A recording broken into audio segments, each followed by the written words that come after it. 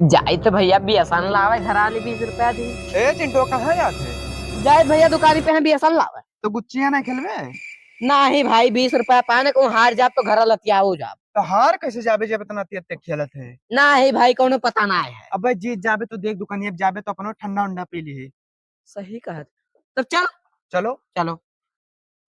चिंटू हाँ 5 रुपया दान हुई 10 तक बुलान। ठीक है जल्दी चलो ना। अब हमारे घर से फोन आवे लगी यार हाँ, जीत ली हाँ। तब जाई।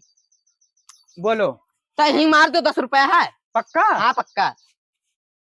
भाई अरे खद्दा सीला है तुरंत ही 10 रुपया बोले रहे हो 5 दने 15 हो गयो। चलो अब धनिया पाई जी नहीं लिया। हाँ हाँ चलो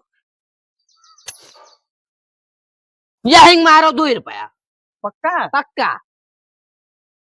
अरे का भैया देख ले चिन्ह फान। अब लाओ 2 रुपया और। 2 रुपया हाँ भाई उल्टा दे। अरे भैया मार दई दे पैसा बना ले भैया ना हम घर हमारा जब सना ना ले जा भैया।